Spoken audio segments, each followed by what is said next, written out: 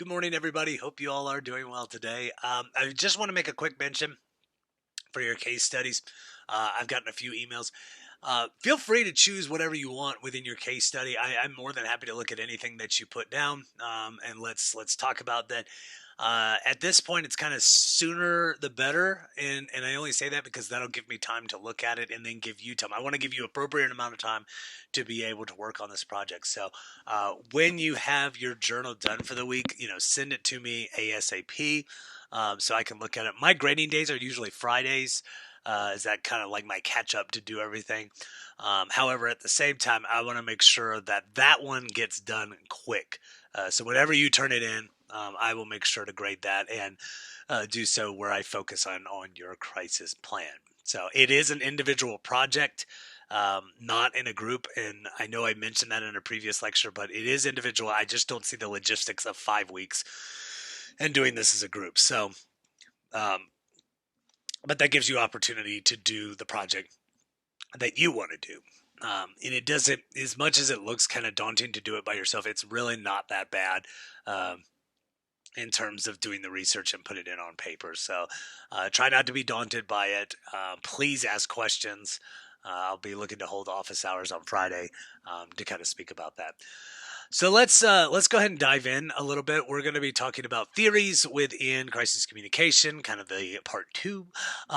Last class yesterday, we talked about mass media theories. Now we're getting into a little bit of the PR side and the organizational side. Now, this doesn't necessarily mean that media is not involved. They very much are, but this is very much, if you're a PR representative, your side rather than the journalistic side, which is, again, a lot of these mass comm theories.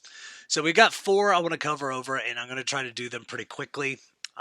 But I do want to make sure that you're aware of them, especially since one of them you're going to be using a project for. So the first one is apologia.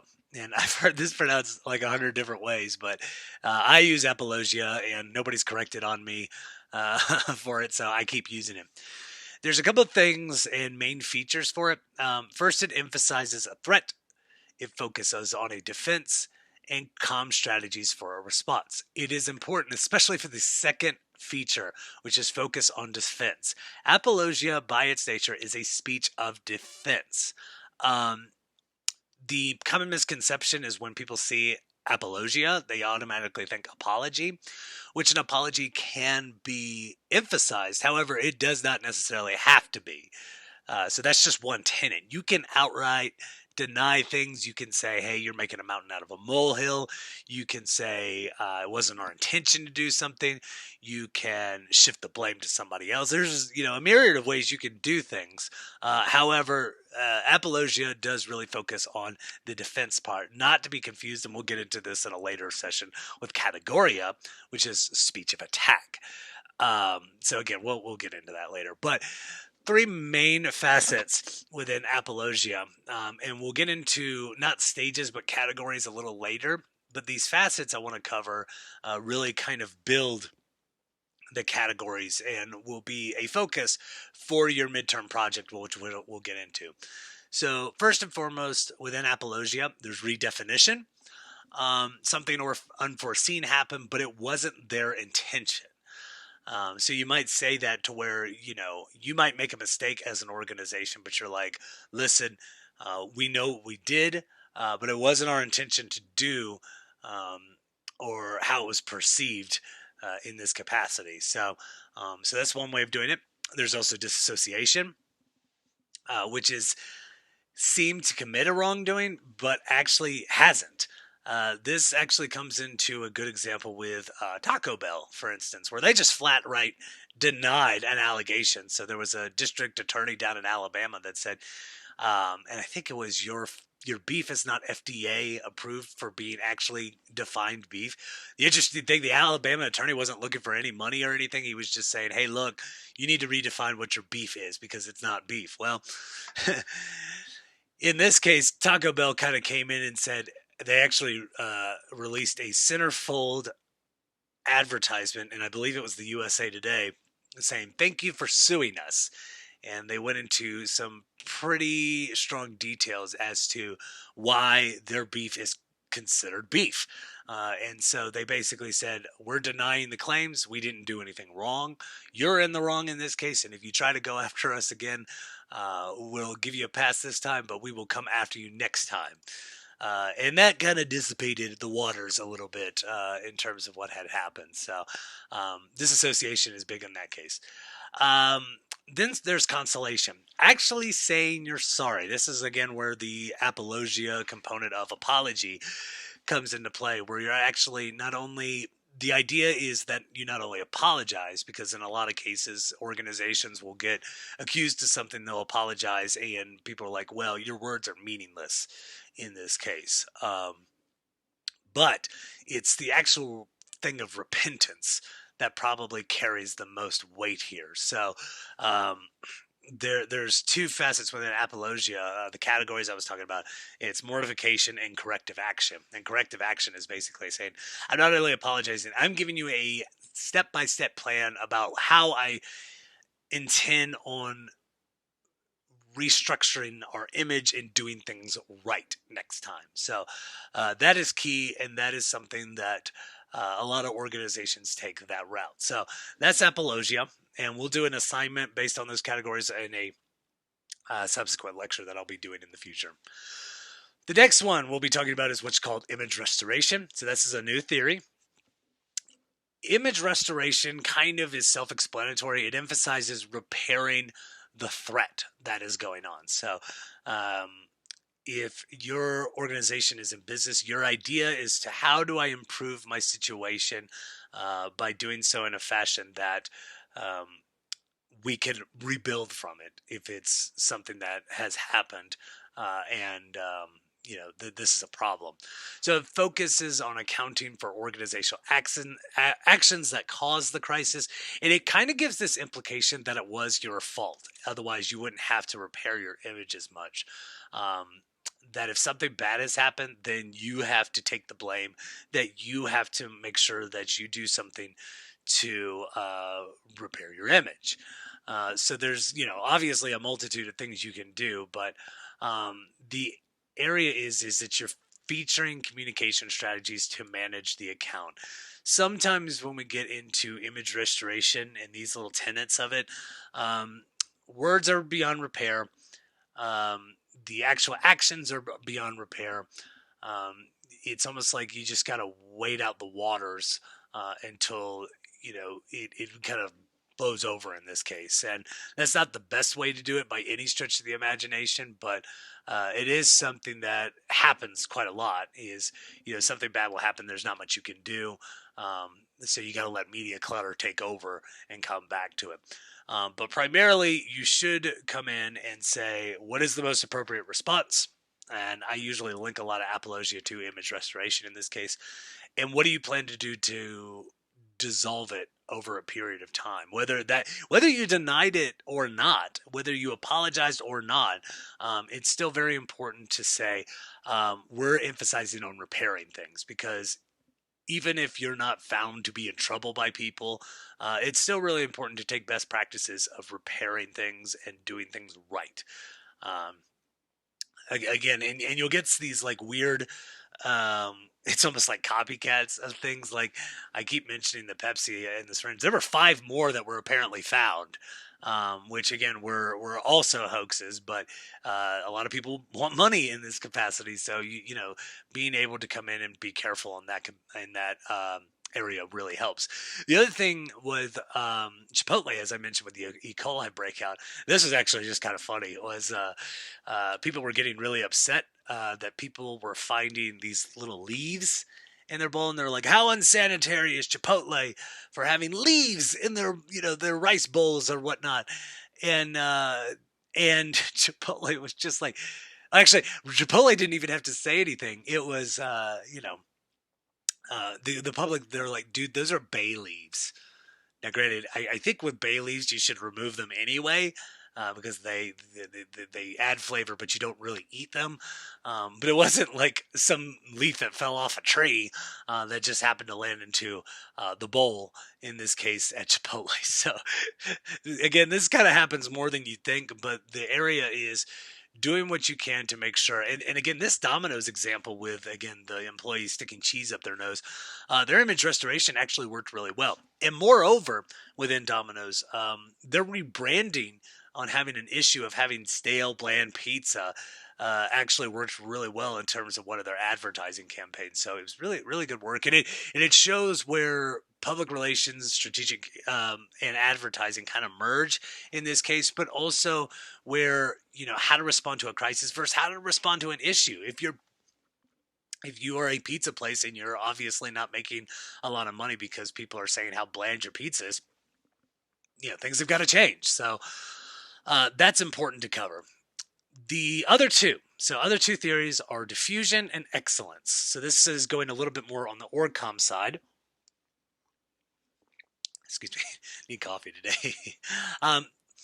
5 main areas within diffusion theory. Okay, so it kind of works in sequential order, kind of as a timeline. So first into understanding within diffusion. Because if you've ever seen a model for marketing, it's called the diffusions of innovation. A diffusion kind of works in a bell curve.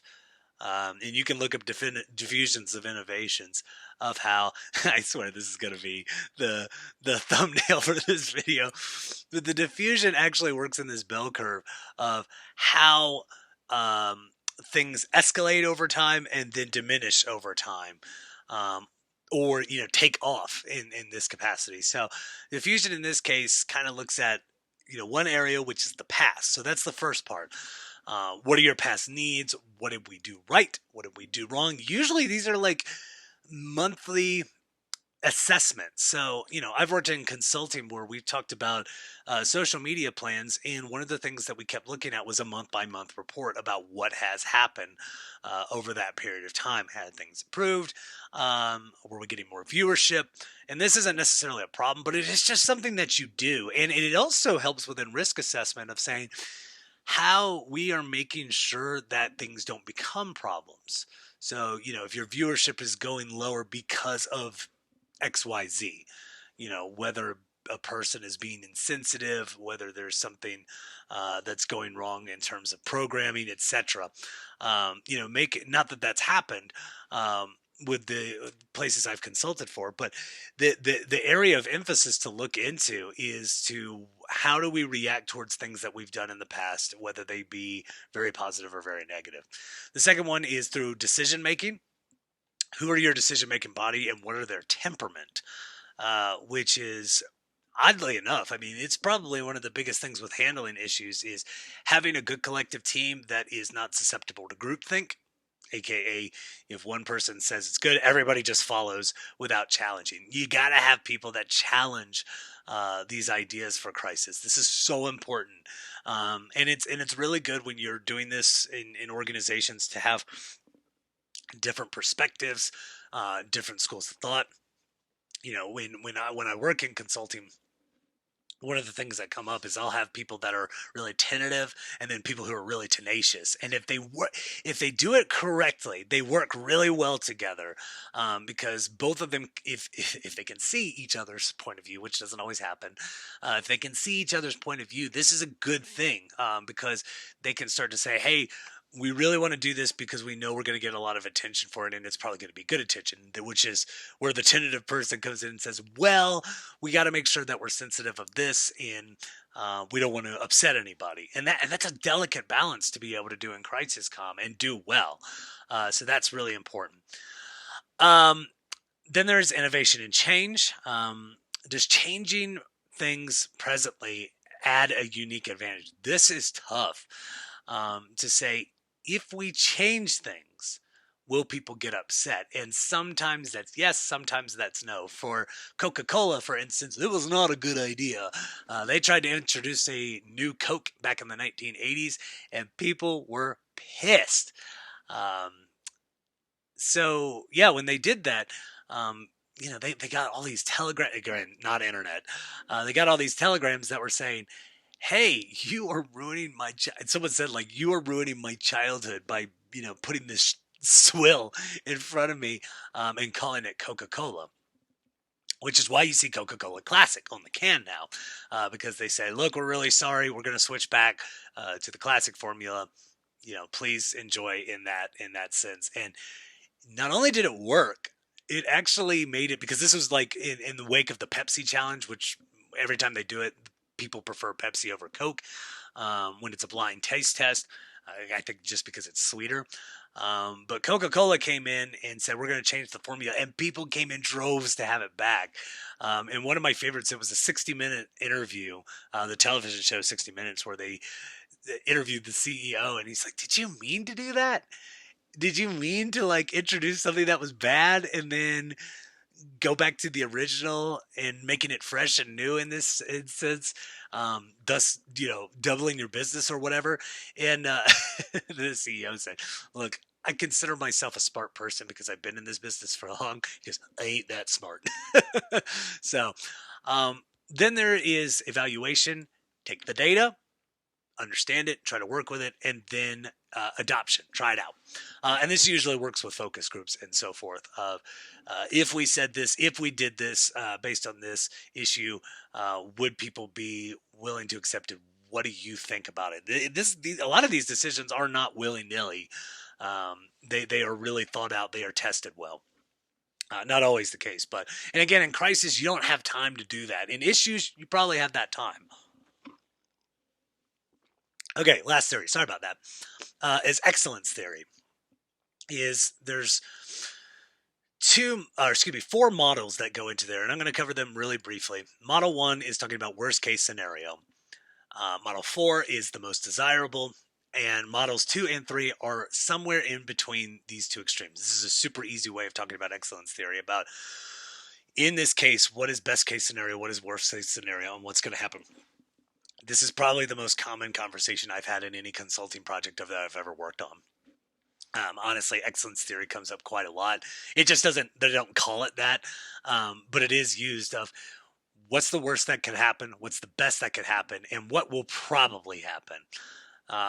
Which is, what we've pretty much found out is most times people don't care. Most times people are pretty apathetic to it, and you might get some backlash, you might get some praise, but for the most part, people are pretty apathetic about it or ambivalent about it. However, it is something to consider of like when things go really well. We've had that happen before, where we said this is the best case scenario, where we shed light on something that's super important. We do so that helps our brand name, but also more importantly, puts emphasis on a movement that needs to be talked about. So that's something that we've had conversations about in the consulting firms that I've been a part of, and it's, again, it varies from time to time when we do things. But in one instance, it was best case scenario, and so we were like, "Sweet, what we were hoping for was, what we got." And I think you should think about this within your crisis plan when you're writing it up: is what are those scenarios? Worst case, best case, what's in the middle? Because again, these are the most common things. If you are talking with your groups, not in this class, but later down the line, if you try to pursue something within public relations, this comes up a lot, and it should come up a lot. Especially if it doesn't, is if you are within public relations, you really need to have these discussions of what's the best case, what's the worst case. Play the devil's advocate of how something could go wrong, and that way you can kind of fish through. The point of it is, this all comes back to group communication and making sure that you're promoting something that is, in a way, understanding all facets, understanding that you just can't make a decision based on one point of view. So anyway, that is PR organizational. I know I ran through that quick, but if you have any questions, please let me know at your earliest convenience. I look forward to your submissions. I've got one more lecture to cover over, and I'm trying to remember what it was. When Crisis Strikes. Okay, cool. So we'll talk about that when Crisis Strikes, I believe, on Thursday. If not, we'll look into some other areas. But make sure that you're working on your journal for the week. And like I said, keep me posted if you have any questions. So you have a good day. I'll see you tomorrow.